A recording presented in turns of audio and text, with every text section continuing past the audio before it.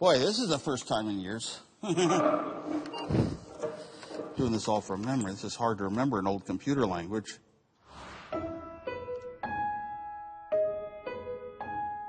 I not only designed this, every little metal trace that you see on here, I strapped onto a drafting table, and I built this whole board myself because I wanted the chips in the ultimate perfect position. I worked for a couple of weeks every night till about 4 in the morning, laying out the little things on a big drafting table that would eventually become this board. And when I got done, I realized I had to drill 8 holes in the board. And I said, you know what? If I had only designed it a little bit differently, then I would have only had 5 holes.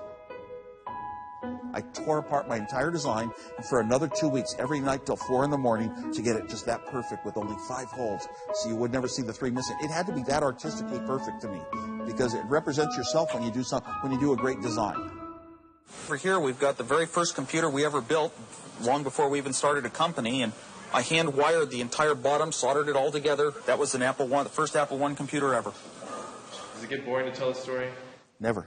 Never gets boring? Never. It's in my heart. Those were the most incredible times. The summer that I built the Apple I computer, I was totally aware that a revolution was close to starting. I'd been showing off my computer at the Homebrew Computer Club. I had given away my designs for the Apple I for free. Steve Jobs came into town. He'd pop into town, see what I was up to, the latest thing I designed for fun, and then he'd somehow turn them into some money for both of us. Paul Terrell, he owned a store in Mountain View. He'd seen me for quite a long time demonstrating my computer. So Steve Jobs went in to sell him some of our little boards that we built for 20 bucks. He said, no, people want to come in, they want to buy it pre-built. They want to buy the thing ready to go. It cost us $250 to build, maybe. We'd sell it for $500. And then the retail price was $666.66 because I, as a mathematician, like repeating digits. And that was what it should be. The garage is a bit of a myth. It's overblown. The garage represents us better than anything else, but we did no designs there. We would drive the finished products to the garage, make them work, and then we'd drive them down to the store that paid us cash. We outgrew that garage, though, very quickly. It wasn't like, it's a whole company. You walk in, a bunch of people have desks. There were hardly ever more than 2 people in the garage, and mostly they were just sitting around kind of doing nothing productive. I was very much a geek. I was a social outsider. I didn't look at the world in normal ways when I was young. I wanted my own computer my whole life. I had told my dad in high school, someday I am going to own a big computer.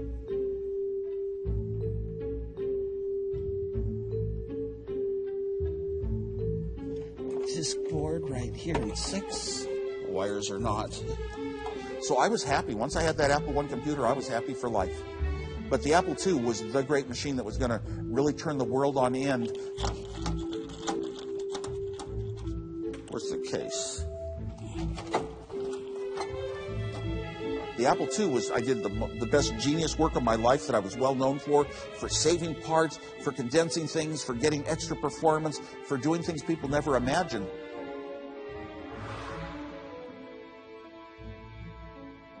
This is our millionth Apple II computer, and that's why it's gold.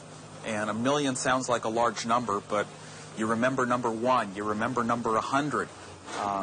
This is number 1,000,000 of the Apple IIs, and that'll probably seem small in a couple of years. See, we had 2 phases. This garage was a little partnership with a partnership agreement. It was small stuff. The Apple II was the big company. We got an investment. Once we had an investment, that's when Steve's personality changed. And he was going to be businessman. He wasn't going to be joking anymore. He was going to be dressed in a suit on the cover of the magazines. And that was his role in life.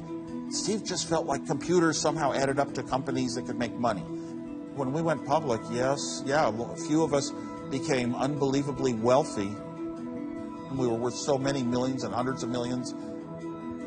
I designed these machines because I wanted computers for myself, and I wanted to help, revolutions happen, and didn't really want that kind of wealth.